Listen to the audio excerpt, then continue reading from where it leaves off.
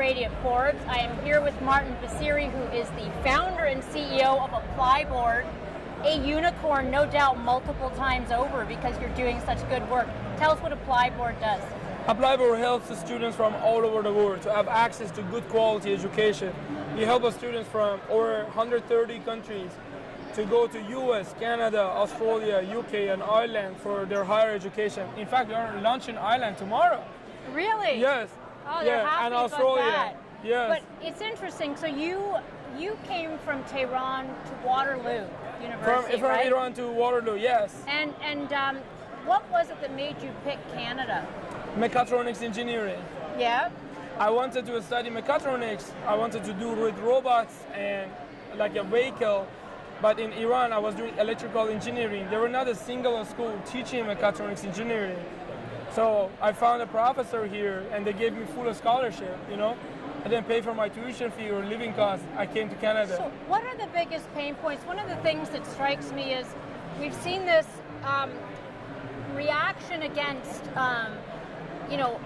immigrants, foreign students. You know, the U.S. in particular has seemed to be a less friendly atmosphere to some extent for higher education. Is that something that ApplyBoard can address, or have you noticed it as the U.S. in terms of being an attractive destination for people from all over the world? Yeah, right now 5% of the students in higher education in the U.S. are international students. That ratio for Canada and UK is between 20 to 25%. Wow. And for Australia, it's 33%. So when you're looking at it, let me give you one stat that tells everything. Majority of the students coming to international students, majority of them are STEM field. We're talking about 80% of STEM, like postgraduates in the US, are international students. So it's an absolute miss for the economy when we don't bring international students to the country. Right now, 1 out of 4 unicorn companies are founded by international students in the US, and only 5% of the students, means and international students are 5 times more likely to start a unicorn company than a normal student. So these are the students that are good. The majority of them study STEM. You're preaching to the converted. I've We always want thought them here. that the best schools in the world are magnets for talent from all over. Exactly. So is ApplyBoard basically like College Board, where it's a central place where you can do it once and it can go to different universities? A student from anywhere, they can put their information on their home country, and then the website tell them exactly which university or college their likelihood of getting in, and they can apply to them, even make their payments and some of the other things like their standardized test, bank account, everything on one platform. So what trends are you seeing? You mentioned, for example, the percentage of foreign students in different countries. Are you seeing any trends in terms of where the types of places people are applying to, any shift in terms of just the concentration? It's still STEM, obviously, but take us to the front line. STEM and business. So Canada, as a magnet, is still running. Like, it's surprising because Canada higher education is almost 10% of the size of US, but when it comes to international students, almost head to head. Yeah. So we are doing basically 10 times more from that regard. UK is going very fast to catch. Australia and US is lagging. The new administration in the US, even though there not that much of change happened, but the visa rates got a little better, so it's like a stronger positive vibe. So we see that US market is picking up again. But the other thing that is happening, like if you go 15 years back, it was maybe US, maybe Australia, Canada, UK. Right now, it's not even these 4 countries anymore. Netherlands, Germany, France, Singapore, UAE, Malaysia, everyone wants international students because they figured out that's the best type of immigrants that you can bring to your country. No, of course. Well, one point you said underprivileged. I picture a lot of foreign students that travel to be actually, relatively well off because it's an expensive proposition. Yeah. Do you address that fact, the fact that there's an economic barrier for most foreign students to go to the US, Canada, or some of these other countries? We are trying. So one of my dream is by your message to the people back home. What is it then? My dream is by 2030, every student, regardless of their location, nationality, wealth, parents' wealth,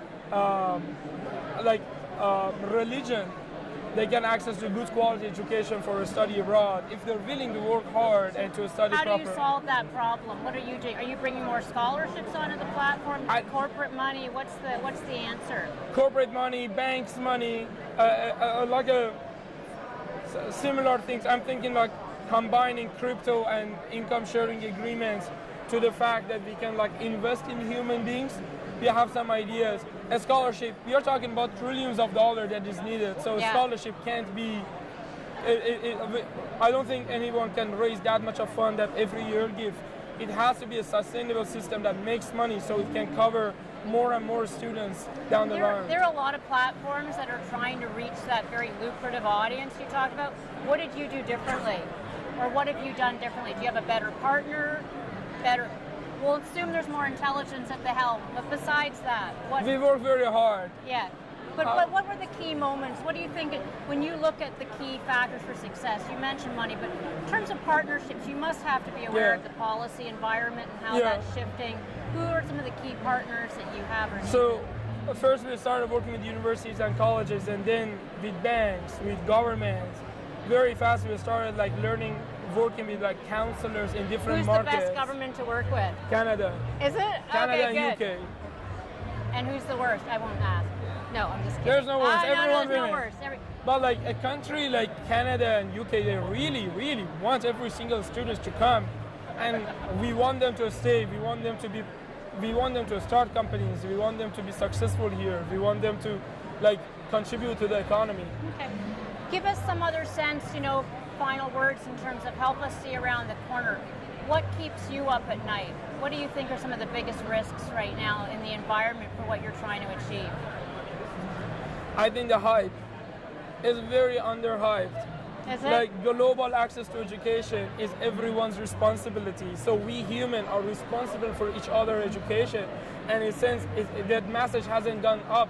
We started seeing in environment and in sustainability, we started seeing that, if every single human is responsible for environment, but when it's come to education, we are in the early days of talking about it, and that's why everywhere I go, I talk about it. It's my responsibility, your responsibility, everyone's responsibility to make sure. But a country like Iran lost you. One of the big concerns is a brain drain. Somebody brilliant like you, every country wants to keep you, and one of the fears of foreign students going abroad is they stay abroad, right? Yeah. Is that something that has been a pain point at all, or no? Smarter people, every global economy. I only see Earth as a country. These lines on the map are not limiting us. These lines doesn't mean anything. We are humans, and we should go where our potential is the highest so we can help each other. Any message to foreign students out there? Don't afraid.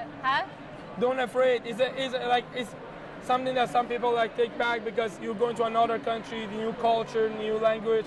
Don't afraid. Do it. Yeah. Good comes out of it. I know. Great. If we could send every American kid abroad, the world would be a good place, right? Definitely.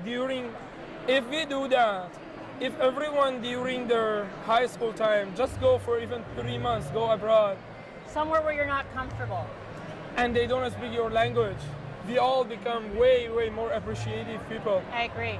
Like in Canada, if people knew how good of a country it is, I think people, I left. Maybe someday I'll come back. You're absolutely right. Well, Martin Basiri, thank you very much and good luck. Thank you so much for having me.